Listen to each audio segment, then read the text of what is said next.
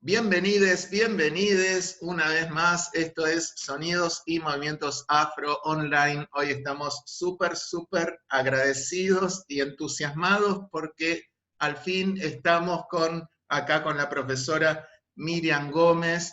Yo en lo personal soy seguidor del trabajo de Miriam Gómez desde prácticamente el año 97, así que imagínense que estoy súper contento, súper feliz. Así que muchas gracias Miriam Gómez. Miriam Gómez es profesora de literatura latinoamericana con investigaciones en literaturas africanas en portugués, expresidenta y miembro de la de la Sociedad Caboverdiana y militante y activista por los derechos humanos de africanos y afrodescendientes. Bienvenida, Miriam Gómez.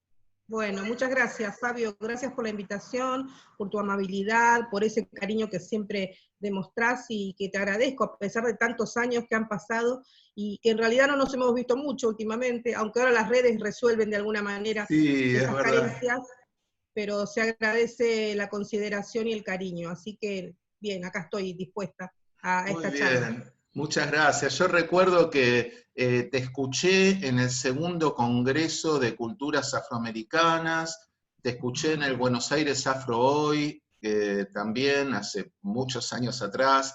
Hace no mucho te escuché también en un conversatorio, te vi en el GEALA en algún momento también. Sí. Lo que pasa es que, bueno, uno a veces está ahí escondido entre el público, pero estamos. No, y lo bueno también es que en los últimos años se incrementaron todas las actividades que tienen que ver con la cultura afro, la cultura, la historia, la filosofía, y a mí me parece importante estar en la mayor cantidad de eventos posibles para darle visibilidad a nuestras problemáticas, así que seguramente me viste en muchos lugares, porque trato de ocupar esos espacios. Sí, qué bueno, sí. Ahora, bueno, esto que nos está pasando con la pandemia es, por un lado, un problema, pero por otro lado, una oportunidad. Vos sabés que yo, un poco de casualidad, hace un año y poquito, decidí dar clases online sin tener idea de lo que iba a pasar con la pandemia. De lo que se venía. De lo que se venía. Así que bueno, ahora esta herramienta nos permite estar más cerca y optimizar más el tiempo. Miriam, te quería preguntar por tus comienzos con esto de la militancia afro, de los estudios afroamericanos. Contanos un poquito. Seguro, yo siempre digo que tuve el privilegio de nacer en el seno de una comunidad de origen africano. Claro. Cuando digo privilegio, lo que quiero decir es que, si bien nací acá en Docsud, en Avellaneda, en la provincia de Buenos Aires, cuando hablo de privilegio quiero decir que siempre tuve un marco, una referencia comunitaria, ¿no? a la cual referirme y que me contenía, ¿no? Lo que por ahí no ocurre con otros afrodescendientes que viven estas situaciones de ser afro en la Argentina, prácticamente lo viven en soledad. Claro. Más allá de que puedan tener una familia, como la tenemos todos, pero no hay una comunidad con valores, con pautas culturales comunes, y eso yo lo tuve desde que nací, y en el barrio específicamente, en Docsud, éramos una población muy importante de caboverdianos, por lo cual yo en la escuela tenía compañeros de mi origen, vecinos de mi origen, y por supuesto primos, tíos, etcétera. Claro. Eso fue en Docsud. Claramente que después de unos años nosotros nos mudamos del Doque, como le decimos, sí, y la realidad ahí es diferente. Ahí me di cuenta, Fabio, realmente de que los demás no me consideraban una par o una igual, y empecé a sentir esa diferenciación que hacían con respecto a los que no entrábamos en esa homogeneidad que la Argentina quiso imponer, ¿no? Como forma de vida, como sociedad cultural, es decir, valores y principios que yo no conocía, sino que tuve que readaptarme, es como haber iniciado otra vida. Y eso justamente desde muy chica, y a partir de la adolescencia, me hizo empezar a investigar, bueno, pero ¿qué pasa con los negros en la Argentina? Claro. ¿Cuál es la cuestión de por qué me dicen que no hay, que desaparecieron, que se murieron en las guerras? Y por lo tanto, ya un poco más grande, habiendo entrado a la universidad y con mayor autonomía, empecé a acercarme a grupos de afros que yo sabía que existían y que me los fui cruzando, encontrando. Y bueno, por un lado yo empecé a querer trabajar dentro de la institución que ya existía, la Sociedad Caboverdiana de DocSud. Ajá. Cuando yo nací, la sociedad ya tenía 30 años de existencia, era una estructura muy bien organizada, con una administración muy bien aceitada, y es al día de hoy una institución muy fuerte. 1932 se fundó, ¿no? Desde el año 32, 32, sí, exactamente. digo bien. Vamos a cumplir ahora este año, el 2020, 88 años de vida institucional ininterrumpida, ¿no? Muy Me bien. parece importante señalarlo porque es una organización fuerte y que funciona a pesar de que pasaron muchas personas por ella y que muchas ya no están. La institución sigue funcionando porque ha creado una especie de relevo generacional que permite que se sostenga, ¿no? Que más allá de las personas, la institución esté firme y que esté, además, fiel a sus principios, que son, inicialmente, es la ayuda mutua, la solidaridad y la conservación y transmisión de las tradiciones de las islas de Cabo Verde, ¿no? Del archipiélago, con el cual además tenemos un contacto muy, muy estrecho desde siempre. Por supuesto que con las redes e internet eso se incrementa, pero toda la vida hemos mantenido correspondencia con nuestra gente en Cabo Verde, ¿no? Hasta el día de hoy. Así que, bueno, inicié en la Sociedad Caboverdiana muy joven, y después, allá por el año 85, ya me integré en lo que era la Sociedad de los Viejos, la comisión directiva, ¿no? Claro, claro. Viejos eran personas que tenían la edad que tengo yo ahora, pero claro. Para mí eran los viejos, ¿no? Claro, claro. Yo siempre recuerdo, y cito también, porque bueno, en mi tarea docente siempre te estoy citando a los referentes, ¿no? Y siempre recuerdo una anécdota tuya, esto de que te solía pasar, no sé si te seguirá pasando, de que te preguntan de dónde sos. Sí, todo el tiempo, Fabio. Aparte noto la extrañeza de la gente en el colectivo, en una cola para pagar una cuenta, en la farmacia, como cierta inquietud y extrañeza ante la presencia. Y más de uno se anima a preguntarme, ¿y vos de dónde sos? No, yo soy de acá de DocSud. No, pero ¿de dónde? Oh, yo nací en Avellaneda, pero tus padres, y bueno, insisto en tanto que finalmente yo digo, bueno, mi papá era de Cabo Verde, África Occidental. Ah, claro, ahora entiendo. Claro, pero lo que es tremendo, es tremendo. Es tremenda la extranjerización. Sí, como es una extranjerización constante. Como que Argentina no sea... Es increíble porque es un pensamiento impuesto políticamente, ¿no? Porque Sin duda, responde a un modelo. Si nosotros agudizamos el oído y la vista, estamos rodeados de afrodescendientes y de tradiciones con matriz africana, pero por todos lados hay Absolutamente, Fabio.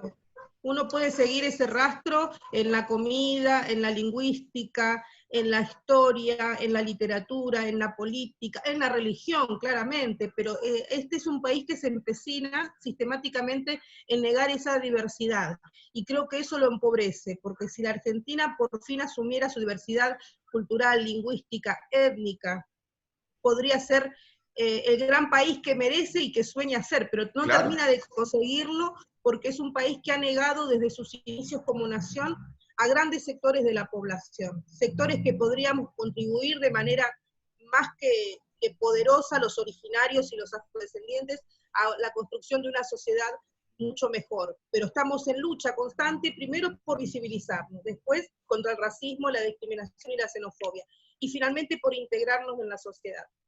Mientras llevamos esa lucha que es agotadora, la sociedad hegemónica hace una presión contraria y no termina de resolver esos conflictos, lamentablemente. Y no es solo cultural o racial, es también económico, porque la cuestión del racismo y la discriminación es un instrumento de exclusión social. Al discriminarnos y negarnos el acceso a determinados lugares, puestos, situaciones, eso nos pone en una situación de marginalidad económica y social muy grande, y por lo tanto de vulnerabilidad, ¿no es cierto? Y creo que ese es el núcleo duro que la Argentina no termina de entender para empezar a resolver sus conflictos. Claro. Los otros días, sí. Los otros días estábamos con unos alumnos hablando de un texto de Andrews y le estábamos haciendo una crítica, ¿no? Los chiques estaban diciendo, bueno, pero Andrews habla como si el colonialismo fuera algo del pasado, ¿no? Es un poco que estamos hablando, esta negación de la africanidad en Argentina. ¿Para vos está vinculado con esto, con el genocidio, con el colonialismo?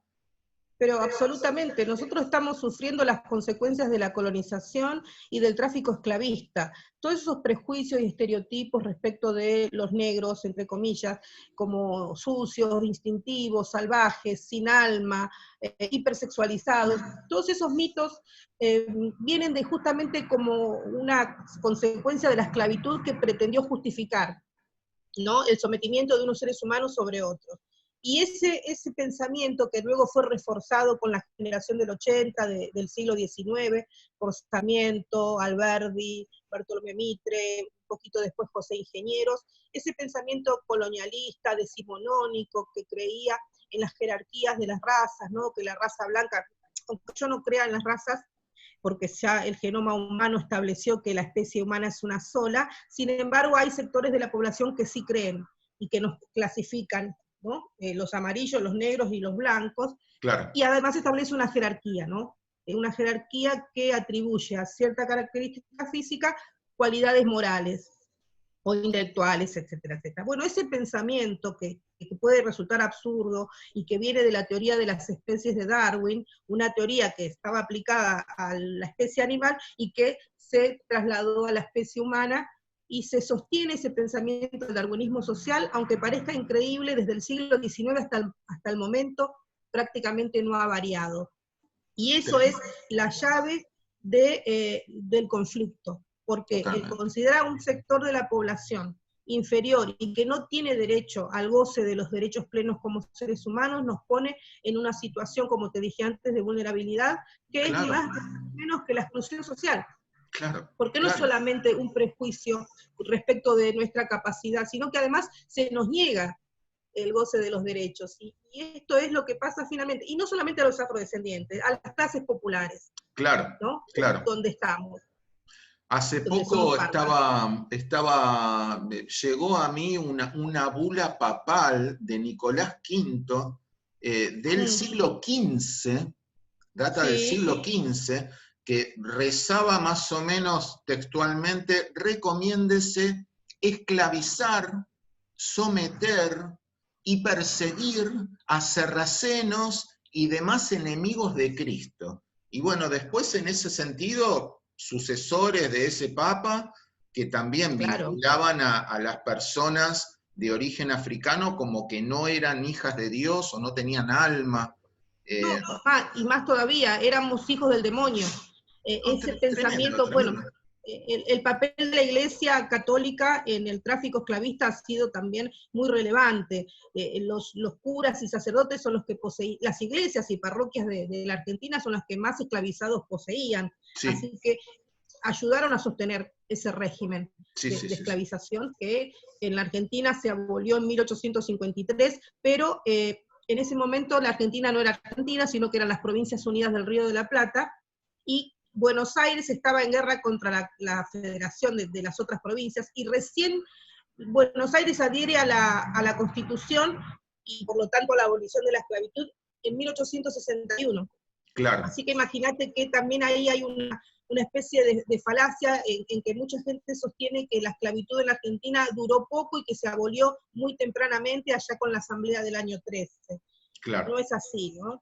Vale recordar que la Asamblea del año 13 lo que estableció fue la libertad de vientres, es decir, que nacerían libres los niños a partir de ese año. Pero los hermanos de ese niño seguían siendo esclavizados, y sus madres y sus padres también, ¿no? Así que es importante aclarar esto. Y lamentablemente esa estructura de pensamiento es la que persiste hasta el día de hoy. Por ejemplo, todavía al día de hoy denuncian en San Telmo los vecinos cuando escuchan tambores. Hacen la denuncia policial. Es increíble, como en el siglo XVIII, que tocar el tambor estaba penalizado. Bueno, hasta el día de hoy sigue pasando. Y otra cosa que me parece también producto de la misma matriz de pensamiento, es la persecución y estigmatización de las religiones de matriz africana. Yo tengo, te digo, Fabio, lamentablemente una colección de reportes periodísticos y grabaciones en cómo se asocia a estas religiones con el crimen, ¿sí? Con la violación, con el salvajismo, con el sacrificio de animales. Es una cosa espantosa cómo esa matriz se repite sistemáticamente. Cómo el violador era un payumbanda, el asesino era del candomblé, pero ¿y los católicos, y los judíos, y los Claro, musulmanes que cometen estos claro, atropellos? totalmente. ¿No? Si un taxista o un católico comete un crimen, la noticia se construye de otra manera, pero bueno, Absolutamente. es algo como muy instalado en los medios, pay de santo, violador, al punto, yo siempre les digo a los chicos, ¿no? ¿A qué te suena la palabra macumba? ¿No?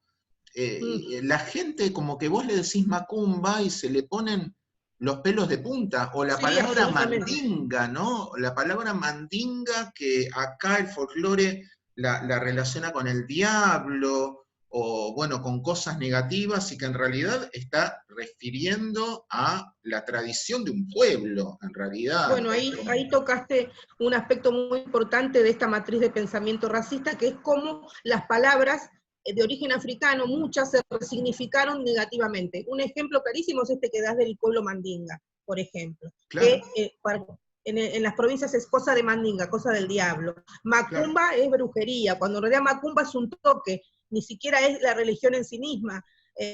Y dicen los umbanda, y todo es umbanda, como si no hubiera santería, vudú, palo, totalmente, sí, sí. candomblé. Bueno, es una confusión muy grande y que, bueno, justamente es la que impide analizar con lógica y objetividad estos fenómenos, ¿no? Si la gente no termina de destruir esa matriz neocolonial de pensamiento, va a ser difícil poder avanzar en la integración de todos los grupos y culturales y étnicos que hay en la Argentina, ¿no? Que es muy rico, y yo digo que esa riqueza tendría que ser patrimonio de todos y de todas, para hacer una sociedad más justa. Así que la lucha es diaria, es constante, ¿no? De todos los días. Y cuando vos me decís que hablas con tus alumnos y estudiantes, prácticamente yo, bueno, yo ahora me jubilé el año pasado, pero Ah, tenía las mismas felicidades. conversaciones, ¿no? Sí, por suerte me jubilé, me agarró la pandemia jubilada. Muy bien. Y hablamos mucho de estos temas, y un texto que yo les enseñaba mucho a mis estudiantes para mostrarles la cuestión de desde dónde y desde cuándo viene el racismo, es El Matadero, un relato de Esteban Echeverría, de mediados del siglo XIX, donde se ve cómo están estigmatizadas las mujeres negras, que se llaman las negras achuradoras, cómo se las animaliza, y cómo esa visión que Echeverría prácticamente sacralizó no ha cambiado hasta el momento. Y la gente no sabe a veces de dónde, el origen de por qué decimos noche negra, mano negra, mentalidad de negro. Lo dice como naturalizado y cree que no tiene nada que ver conmigo. Me dice, no, no es con vos, no es con los negros como ustedes, es con los negros de alma. ¿Cómo? No, lo que tienen la cabeza negra. Yo también tengo la cabeza negra. Bueno, y se meten en una serie de justificaciones que no justifican nada, pero Es que al mismo tremendo, es tiempo tremendo. les impide ver qué está pasando, ¿no? Así que es un trabajo realmente arduo, y creo que, Fabio, lo que haces vos, que es la educación, me parece que es el arma fundamental para la transformación. La política también, claro, pero si uno puede, desde las cabezas de los chicos y chicas, empezar a inculcar estos pensamientos liberadores, va a ser de una gran contribución. Yo creo fuertemente en el poder transformador de la educación. Así que valoro el trabajo de los profesores y docentes que están en este camino, ¿no? Es Sí, fundamental. yo recuerdo escuchar en digamos, ahora con los cambios de la currícula en los últimos años ha habido cierta apertura, pero bueno, durante toda la primera parte de mi carrera, yo di clases mucho en jardines de infantes, ¿no? Entonces escuchaba así como de costado esto o en una primaria, en una secundaria, esto de no, él es macumbero, ¿no? O él es un negro, o toda esta cuestión de usar este concepto racializado de modo negativo, entonces trabajarlo desde ahí, eh, sin tener la herramienta de la currícula para trabajarlo, porque antes no la teníamos. Ahora Claro. por ahí hay como Sí, una cierta apertura. sí, no, yo te digo que el marco legal está para poder introducir estos conceptos. El problema es que los profes y las maestras no están preparados, porque la Ley Nacional de Educación del 2006, que se modificó en el 2006, habilita la diversidad, la multiculturalidad.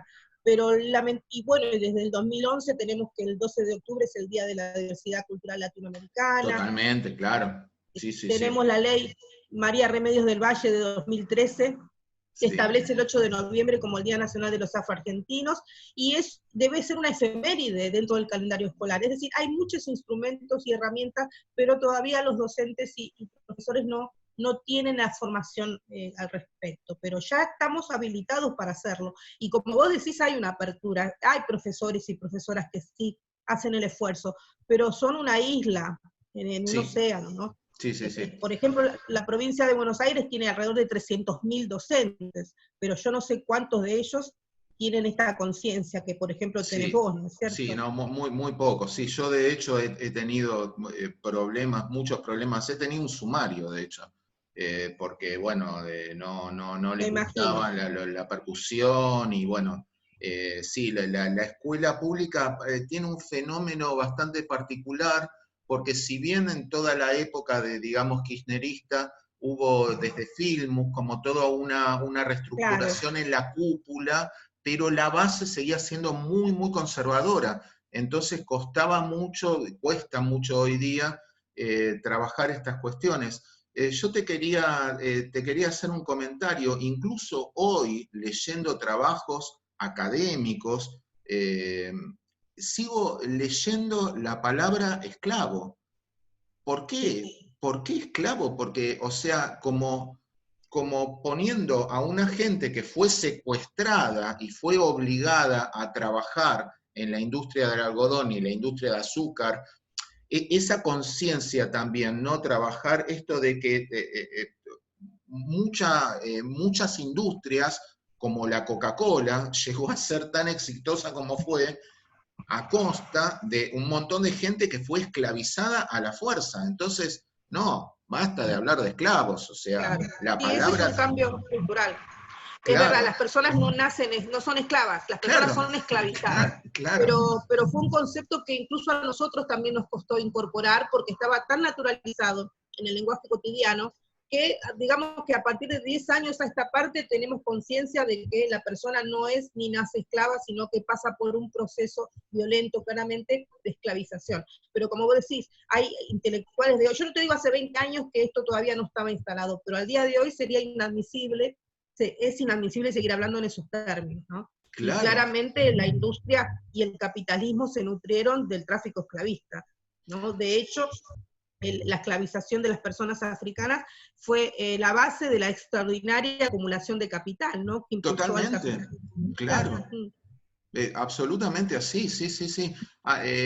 Yo siempre lo comparo con el feminismo, ¿no? Esto de que nos está enseñando el feminismo de tener que deconstruir. Entonces, un poco esta tarea de estar observando el lenguaje. Bueno, vos sos profesora de literatura y la literatura un poco nos enseña eso, ¿no? El poder de Claro, la palabra. Entonces, vigilar lo que uno dice, lo que uno proclama, totalmente de acuerdo. porque he leído la palabra esclavo hasta este año, o sea, en Sí, sí, trabajos sí, sí. académicos, este año, 2020. Es algo realmente muy fuerte. Yo te quería hacer una pregunta, Miriam, porque vos hace poquito recién en la charla mencionabas todo este auge, esta gran pasión argentina por lo afro, ¿no? La danza afro, la percusión, el candombe, bueno, tantas performances y religiones de matriz africana que se están reivindicando mucho en el país. Para vos, ¿qué es lo primero que debería entender un neófito que se acerca a la danza o a la percusión, ¿qué es lo primero que debería tomar conciencia? ¿Qué se le debería decir? Mira, primero yo te debo decir, Fabio, que yo no soy especialista en música o danza, soy una espectadora y muchas veces disfruto, pero no he estudiado el tema de manera profunda, pero si yo tomo el fenómeno en términos generales, yo lo que le tengo que decir a la persona, hombre, mujer, niño, adolescente, que eso que está viendo no forma parte de un continente extraño, ajeno, perdido o de otro planeta, que eso ya forma parte de nuestra tradición cultural, que eso que está buscando ahí ya lo tiene en casa desde hace siglos y que tiene que develarlo. Y esa palabra que vos decís de construirse es una tarea de todos, ¿no? Entonces lo primero que le diría, que no observe eso como algo exótico, ajeno, atractivo, sí, claramente, pero ajeno. No, eso es propio, esa raíz ya está dentro de nosotros. Yo estuve hace un par de años en Accra, en Ghana, ¿no? Ajá. En un congreso panafricanista. Y claro, hay ahí la idea de que todos los que nacimos fuera del continente africano por diferentes circunstancias, también somos africanos, ¿no?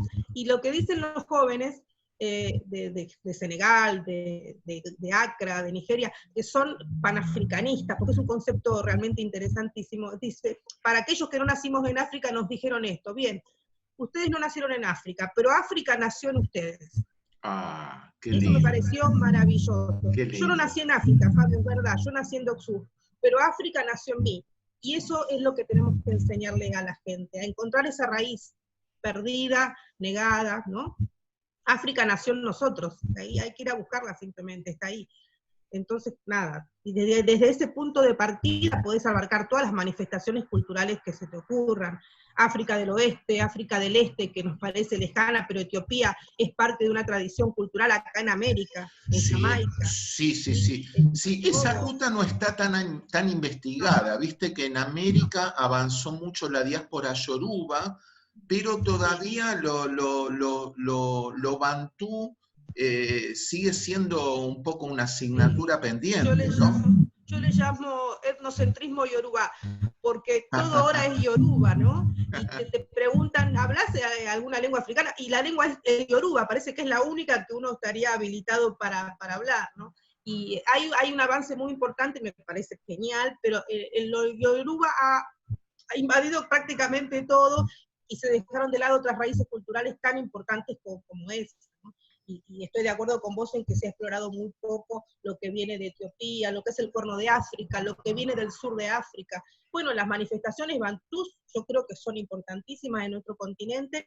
De hecho, la mayor parte de palabras que tenemos en nuestro castellano son de la familia lingüística bantú, Sí, y ha sido también poco estudiado, ¿no? Así que eso sí. me parece que es un buen ¿Qué punto de opinas, partida. qué opinas del diccionario de africanismos en el Río de la Plata que editó la UNTREF de Ortiz Oderigo?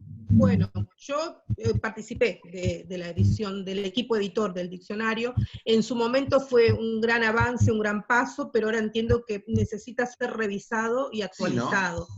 Pero Ujú. sí, claro, porque eso era parte de escritos de Ortiz Oderigo muy, muy antiguos. Yo te hablo de la década del 50 o 60 que él hizo Claro, su sí, sí, sí, edición, sí, sí.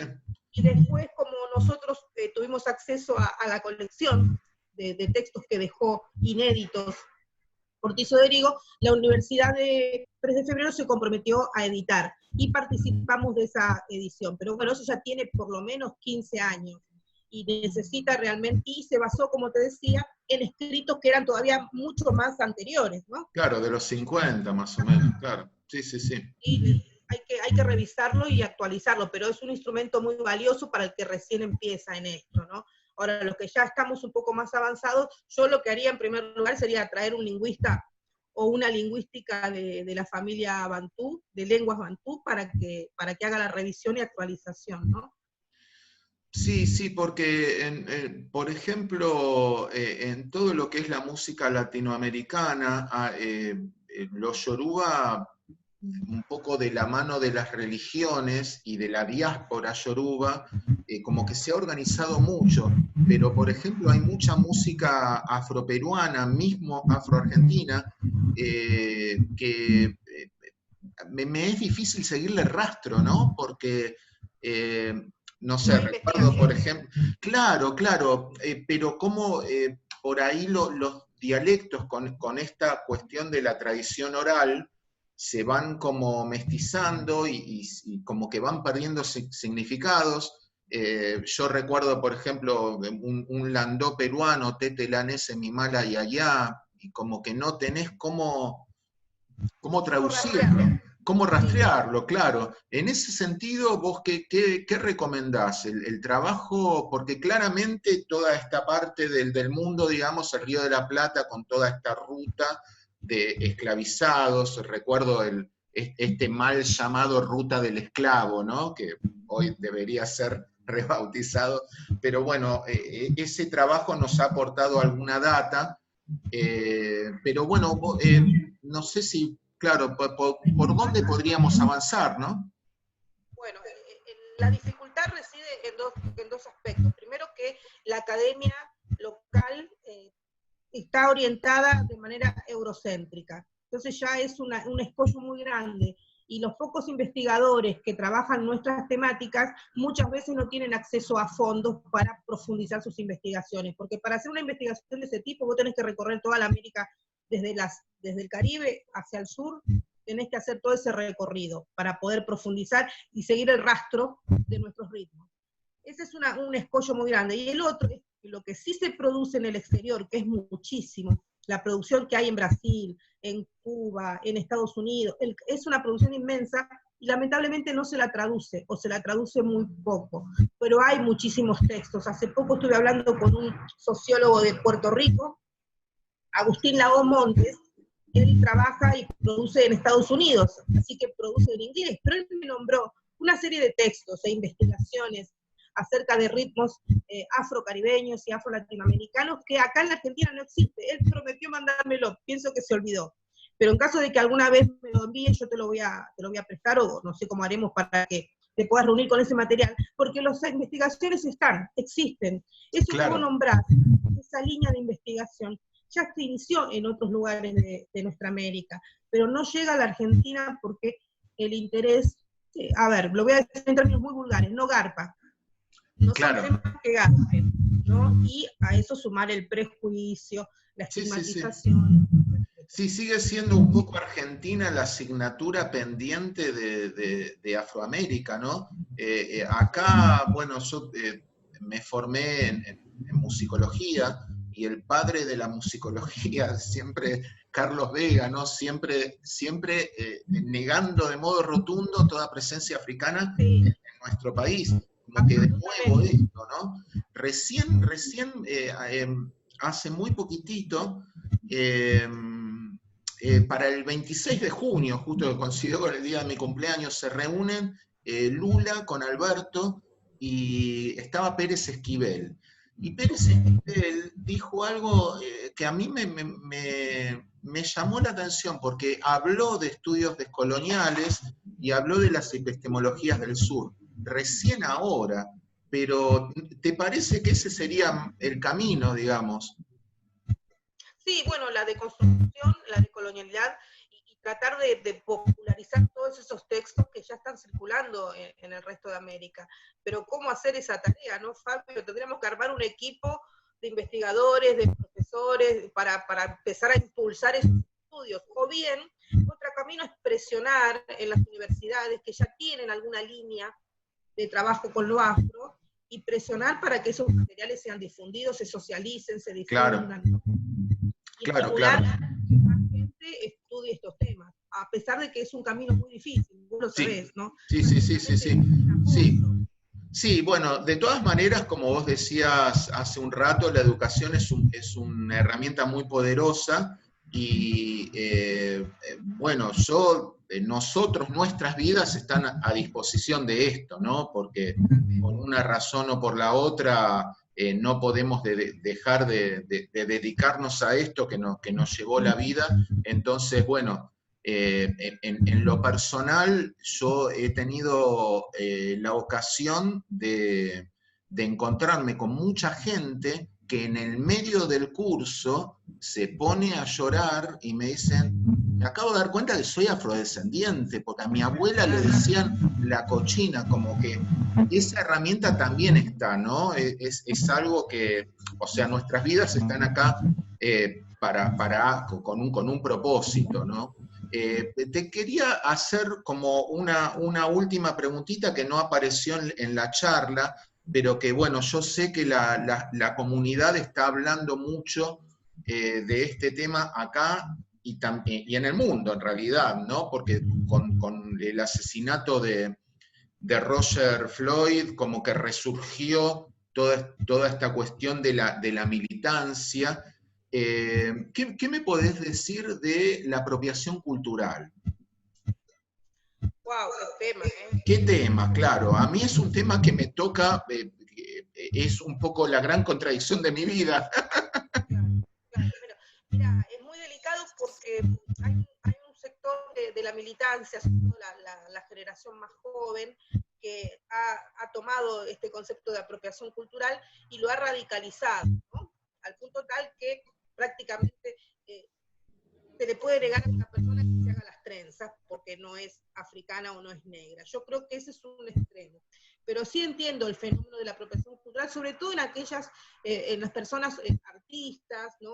Populares que encuentran en eso un medio económico, una forma de hacer plata.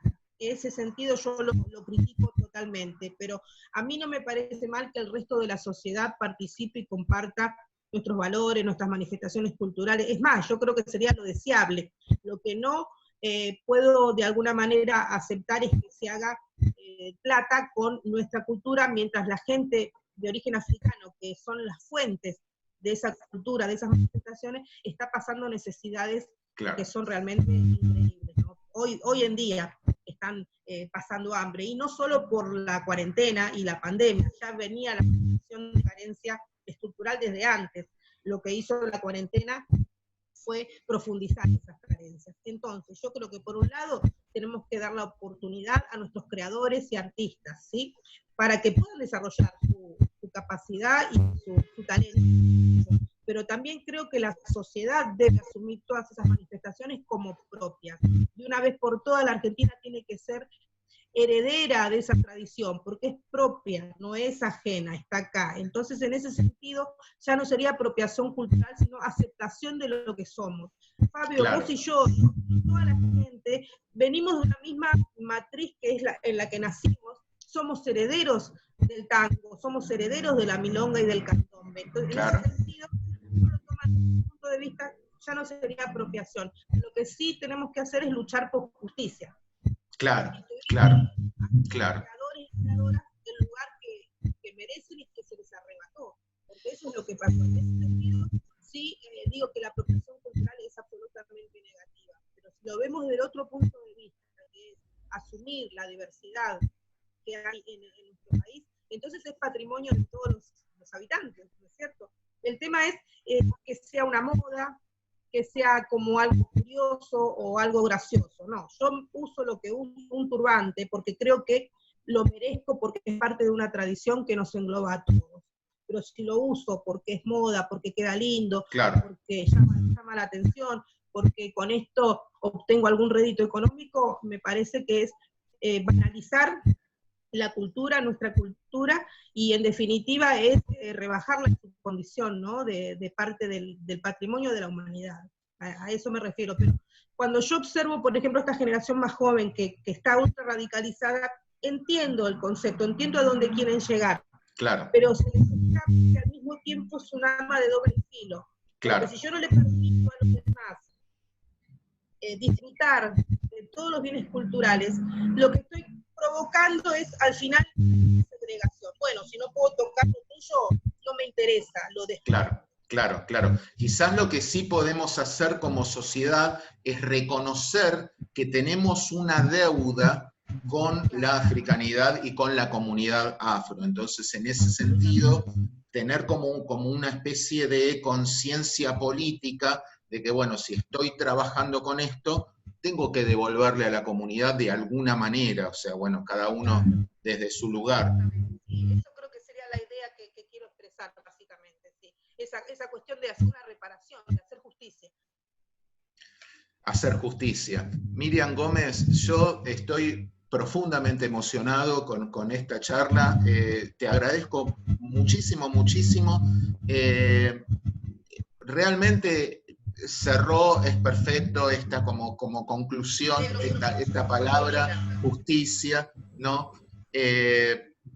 Por supuesto que estamos permanentemente disponibles y a disposición de la comunidad.